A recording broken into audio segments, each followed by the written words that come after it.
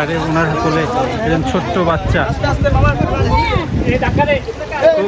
খুব সাবধানে নেন ভাই, ছোট বাচ্চা আছে। আর কি দুর্বিষহ মানুষের অবস্থা। আলহামদুলিল্লাহ। হ্যাঁ অবশ্যই অবশ্যই। মাশাআল্লাহ কি সুন্দর একটা ফুটফুটে বাচ্চা। ভাই আপনারা কি ভিতর থেকে আসছেন না? হায়দার থেকে আসছি, হায়দার ক্লিনিক থেকে না? বরিশালের পরিস্থিতি কিরকম? ওখানে প্রচুর পানি না? প্রচুর পানি, খাওয়া দাওয়ার কোনো ব্যবস্থা নেই, খুবই খারাপ অবস্থা, খুবই খারাপ। মানে এইখানে এখন সবচেয়ে বেশি প্রয়োজনটা কি সেটা একটু যদি বলতেন। আরো লাগবে, আরো বোট লাগবে না? বোট আসলে আমরাও দেখতে পাচ্ছিলাম যে বোট গুলো ঢাকা থেকে বেশি লাগবে, বোট সেবার অভাব, বোটের সংকটটাই বেশি। তো সবার কাছে আসলে আমাদের আবদার হচ্ছে এইখানে প্রচুর পরিমাণে বোট পাঠান আপনারা। এখানে হচ্ছে আমাদের হসপিটালগুলোতে অসংখ্য রোগী আছে যাদেরকে স্কিমের মধ্যে কেউ নাই। এখন যদি কেউ ছাড়িয়ে বা কোনো যদি বোট থাকে তাদেরকে বলে হসপিটালগুলোতে একটু খোঁজ খবর নিতে। হসপিটালগুলোতে বিশেষ করে খোঁজ খবর নিতে। হসপিটালগুলোতে প্রচুর অনেক ভিতরে অনেকগুলো হসপিটাল আছে ভাইয়া, বুঝছেন? আচ্ছা আপনারা কমিউনিটি করে কেন ইনফরমেশনগুলো ইসেদেরকে দিচ্ছে না যারা দায়িত্বশীল আছেন এখানে? কোথায় কাউকে তো পাচ্ছি না। সেনাবাহিনী সকাল থেকে হাঁটছি, সেনাবাহিনীরা সবগুলো অবস্থান করতেছে। সহযোগিতা করতে, এদেরকেও কিছু ব্যবস্থা করতে, তাহলে তো এতজন মানুষের এই বোটটা কিছুক্ষণ আগে ওনাদেরকে উদ্ধার করে নিয়ে আসছে ভিতর থেকে। দেখেনকার এখানকার কি পরিস্থিতি, খুবই ভয়াবহ ভিতরের পরিস্থিতি। দেখেন একবার পরিস্থিতিটা কি, আমরা কতটা ভয়াবহতার মধ্যে যাচ্ছি একবার পরিস্থিতিটা ভাবেন। এটা হচ্ছে ফেনীর হাইওয়েতে, ভিতরের পরিস্থিতিটা আরও ভয়াবহ, যেটা আমরা কিছুক্ষণ আগে কতক্ষণ মানুষ থেকে শুনলাম।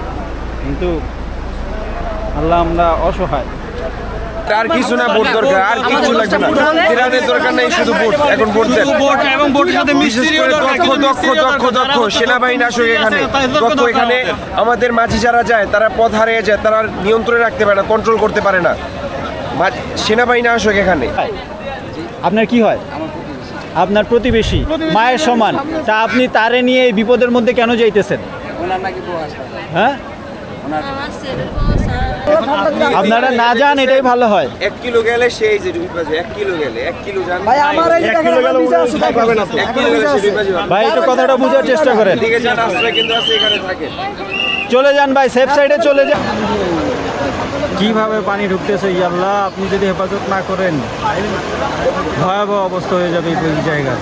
ভয়াবহ কিভাবে পানি ঢুকতেছে চিন্তা করা যাচ্ছে না। আল্লাহ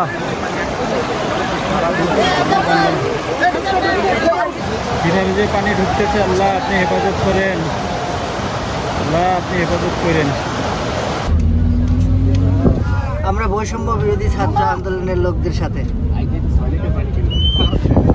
হাজার হাজার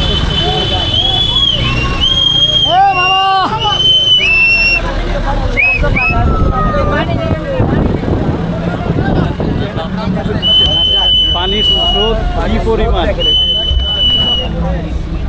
আমরা এখানে এসেছি তো মানুষ জানো, মানে আমাদের মাধ্যমে যে পাঠাইতে হবে বিষয়টা এমন না। যার যার জায়গা থেকে সে সর্বোচ্চটা চেষ্টা করবেন। যে যেখানতে পারেন এই সহযোগিতায় হাত বাড়াবেন, সহযোগিতা এগিয়ে আসবেন। আসলে আমরা সকলেই চাইতেন আল্লাহ আমাদের সবাইকে হেফাজত করে। আমিন আমিন আমিন। আসসালামু আলাইকুম ওয়া রাহমাতুল্লাহি ওয়া বারাকাতুহু। জি, আমরা আসলে খুবই ভয়াবহ অবস্থায় আছি। আমরা কি সবাই তাহলে নিচে নেমে দাঁড়াই নাকি?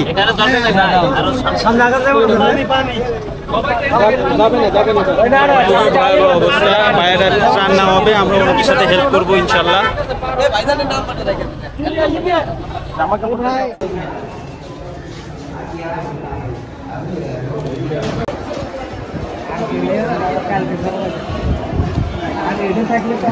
বিশুদ্ধ পানির ব্যবস্থা করা হয়েছে। এটা হচ্ছে তৈয়বিয়া নুরানিয়া দাখিল মাদ্রাসা। এটা একটা ক্যাম্প, আপনার বর্ণাঢ্যদের আশ্রয়স্থল করা হয়েছে। জায়গাটি যতজনকে আসলে উদ্ধার করে আনা হয়েছে এইখানে তাদেরকে রাখা হচ্ছে। খুবই জরাজীর্ণ অবস্থায় আছে, খুব কষ্টদায়ক অবস্থায় আছে। ভিতরেও পানি চলে আসছে, এখানে পানি ছিল, ভিতরে মহিলা, তাই আর গেলাম না। এটা দুতলায় অনেক মানুষ, বিশেষ করে মহিলা এবং শিশুরা। এখানে পুরুষরা আছেন।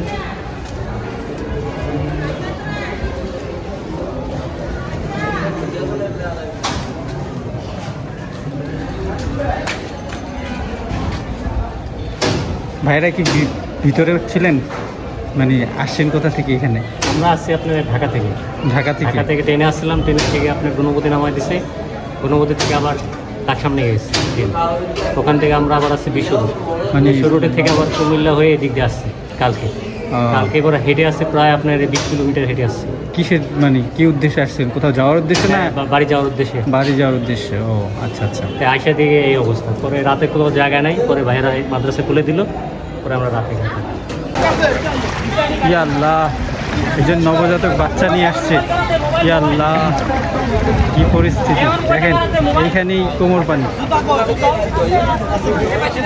আমি এখান থেকে গাড়ি উঠে দিলাম।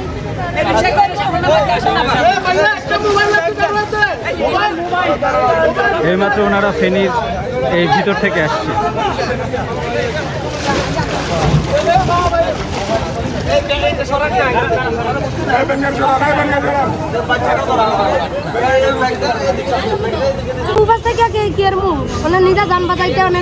পানি ডুবে গেছে, তলায় গেছে। ওইদিকে সব না, পানি উন্নয়ন বোর্ড ফেনী হচ্ছে পরিস্থিতি। কতটা ভয়াবহ হইতে পারে পরিস্থিতি একবার ভাবেন, যে শহরের মুখেই এই অবস্থা, ভিতরের পরিস্থিতিতে আরো ভয়ঙ্কর।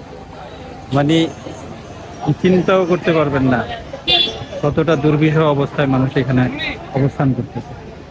দেখেন রাস্তার মধ্যে মানুষজন বসে আছে, কতটা দুর্বিষহ হইতে পারে এখানকার পরিস্থিতি। এই শহরের মুখেই, ভিতরের পরিস্থিতি তো আমরা এখনো যাইতেও পারি নাই আর বলতেও পারবো না। তবে যতটুকু শুনলাম যে খুবই খুবই বাজে অবস্থায়, খুবই বাজে অবস্থায়।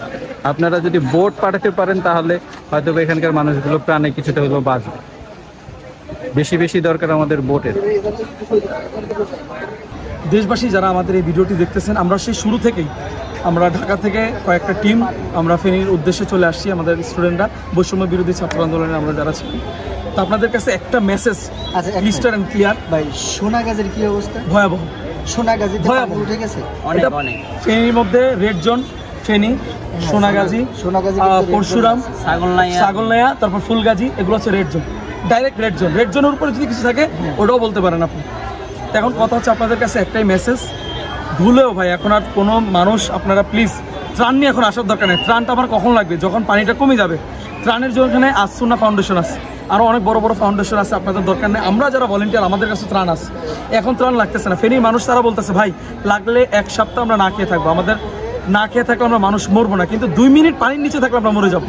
আপনারা আমাদের কথার বোঝার চেষ্টা করেন ছাত্র ভাইরা, আপনারা আবেগে গা ভাসায়েন না, অতি উৎসাহিত হয়েন না, কারণ অতি ভক্তি যেমন চোরের লক্ষণ, অতি উৎসাহিত হইলেও ঝামেলাস, তখন এটাও আপনার উপকারের চেয়ে অপকার হবে। এখানে প্রচুর পরিমাণ ভলেন্টিয়ার, আপনারা যেভাবে গাড়ি নিয়ে ফেনীর দিকে আসতেছেন ত্রাণ নিয়ে, আপনাদের গাড়িগুলোর কারণে রাস্তায় জ্যাম সৃষ্টি হচ্ছে।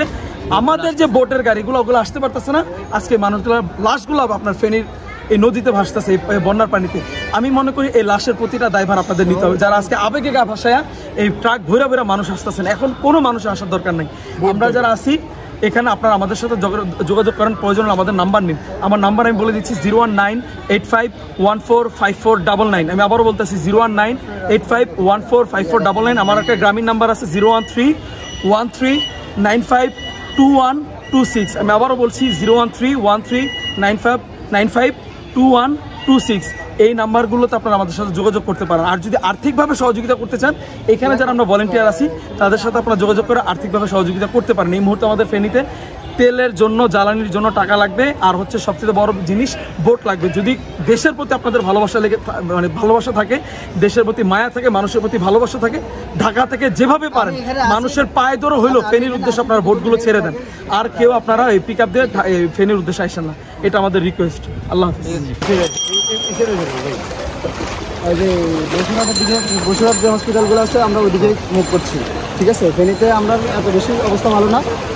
এই আমরা এখন যতটুকু সম্ভব ওইটুকু আমরা হেল্প করতেছি, ঠিক আছে। মানে ভিতরে কি পেশেন্ট এখনো আছে হসপিটালগুলোতে না মোটামুটি? অত বেশি হসপিটালে পেশেন্ট নাই, যারা আছে তারা মোটামুটি সুস্থ আছে, ঠিক আছে। সবাইকে মোটামুটি নিয়ে আসা হয়েছে হ্যাঁ, এরকম। মোটামুটি নিয়ে আসা হয়েছে। কিন্তু আমি শুনলাম যে ভিতরে গলিগুলিতেও কিছু হসপিটাল আছে যেখানে কোনো এখন পর্যন্ত রেস্কিউ টিম যাইতেই পারে নাই বা যায় নাই, এরকম একটা। আমরা আস্তে আস্তে সবগুলো যাব, আমরা মোটামুটি অনেকগুলো টিম আছি, 7টা টিম আছি, তার মধ্যে আমরা অনেকেই কাজ করতেছে। এখানে বোটের তো আমি একেবারে অপ্রতুল অবস্থা দেখতেছি ভাই, আশপাশ থেকে কি আসলে বোটের পর্যাপ্ততা হয়নি নাকি ভিতরে সব বোট চলে গেছে? আমাদের বোট আপনার আমরা 7টা বোট নামাইছি, তার মধ্যে আমার কাছে 2টা বোট আছে, আমরা 2টা বোট দিয়ে মোটামুটি। দেশের অন্যান্য অঞ্চল থেকে তো দেখলাম প্রচুর বোট বিভিন্ন দিকে যাচ্ছে, এখানে তো আমি বোটই দেখতে পাচ্ছি না। মানুষজন তাহলে রেস্কিউ করতেছে কিভাবে? বোট ছাড়া তো এখানে রেস্কিউর কোনো প্রশ্নই আসে না। যারা বোট দিয়ে রেস্কিউ করতেছে তারা চলে গেছে, বোট নিয়ে চলে গেছে ভিতরে না অলরেডি। যাক আলহামদুলিল্লাহ। ভিতরে কি অবস্থা? ভিতর থেকে কি এখন পর্যন্ত কোনো নিউজ পাচ্ছেন আপনারা? ভিতরে না, আমরা এখনো পর্যন্ত কোনো আপডেট পাই নাই, তো আশা করি বেটার হবে। আমাদের টিম, অনেকগুলো টিম ওখানে চলে গেছে, ঠিক আছে। জি, আল্লাহ আল্লাহ হেফাজত করুক।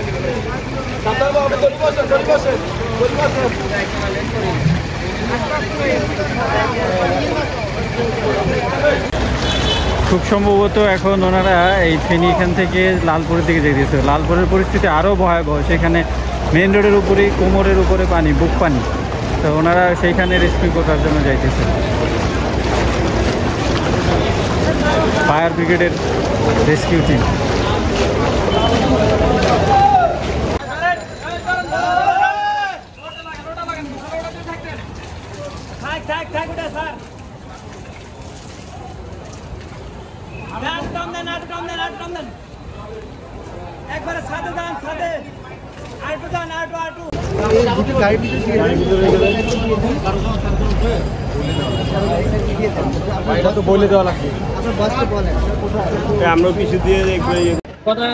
ভয়াবহ একদম শহরের মুখে, ফেনী শহরের মুখে দেখেন পানির কি অবস্থা, মানে কতটা ভয়াবহ হইতে পারে তাহলে আন্দাজ করেন ভিতরের অবস্থা।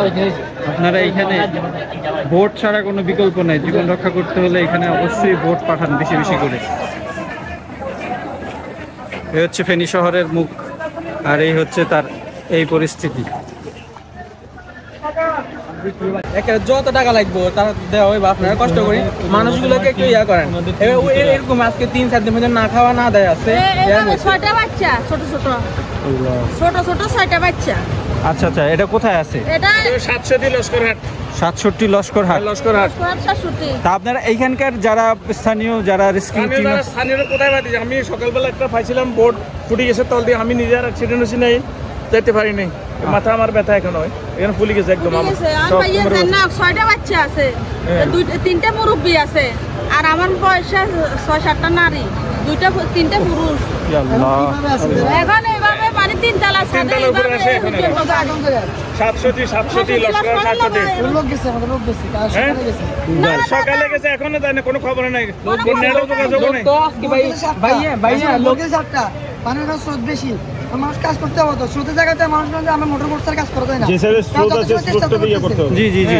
আপনার বাড়িতে আপনার খবরাখবর হয়েছে কিছু? হ্যাঁ হ্যাঁ, আমার বাড়ি একতলা পর্যন্ত অলরেডি পানি উঠে, দোতলা ছুঁই। আচ্ছা, ঘরের 3 পর্যন্ত। আপনার বাড়ি ঘরের লোকজন? ওরা একটা স্কুলের মধ্যে আছে, আটকে রয়েছে, ওখানে কোনো টান যাইতেছে না, খাবার ব্যবস্থা করতে পারছে, মানুষ আটকা আছে। মানে স্থানীয় লোকজন যারা আছে তারা একটা সেফ জোনে আছে কিনা? খাবার নাই তো একবেলা আমরা ম্যানেজ করলাম, কিন্তু মানুষ উদ্ধার হয়েছে কিনা? কিছু লোক আটকা আছে। আপনার বাড়ি কোন দিকে বললেন এটা? আমার বাড়ি হলো লস্করহাট, ফেনী সদরে পড়ছে, ফেনী সদরে। মোটবি ইউনিয়ন। ওইদিকে অনেক মানুষ আটকা আছে, যে 770 গ্রাম তো আলাদা আলাদা, ওখানে অনেক মানুষ আটকা আছে। মোটবিতে অনেক মানুষ আটকা আছে বাড়িতে, তারা কোথাও বাইরে দিতে পারছে না। তো ভয়াবহ হয়েছে এদিকে, এখন যে অবস্থার মধ্যে বাড়ি কিভাবে যাবো ওইটা নিয়ে খুব চিন্তায় আছি। আপনার বাড়ি কোন দিকে? আমার বাড়ি হচ্ছে ফেনী পরশুরাম বিলোনিয়া। আচ্ছা আচ্ছা, মানে সেখানকার কোনো নিউজ পাচ্ছেন? ওইখানে কোনো নিউজ পাইতেছি না, আজকে 3-4 দিন যাবত কোনো যোগাযোগ হচ্ছে না ফ্যামিলির সাথে, কারোর সাথে। ফেনী শহরে কারেন্ট নাই, বুঝতেই পারেন এই জলাবদ্ধতার মধ্যে, এই ভয়ঙ্কর পরিস্থিতির মধ্যে কারেন্ট না থাকলে যারা এখনো সাহায্য পায়নি, যাদেরকে এখনো রেস্কিউ করা যায়নি, তাদের কি পরিস্থিতি হবে একবার ভাবেন তো। দেখেন এই ফেনী শহরের মুখেই এইখানেই পানি। কিছু দূর গেলেই সেখানে আপনার বুক পানি হয়ে যাচ্ছে। এই পরিস্থিতিতে এই অঞ্চলের মানুষগুলো যারা মানে জীবনযাপন করতেছে, আপনারা একবার ভাবেন যে কি একটা পরিস্থিতির মধ্যে আল্লাহ তাদেরকে হেফাজত করুক। পুরো শহরটা বিদ্যুৎ বিচ্ছিন্ন 3 দিন যাবো। যেন না আছে নেটওয়ার্ক, কোনো ইনফরমেশন দেওয়ার মতো কোনো পরিস্থিতি নাই, যে রেস্কিউ টিম গিয়ে যে ইনফরমেশন নিয়ে যে তাদেরকে হেল্প করবে সেই রকম কোনো সুযোগ সুবিধা এখানে এখন নাই। আপনারা খুবই ভয়াবহ অবস্থায় আছি আমরা।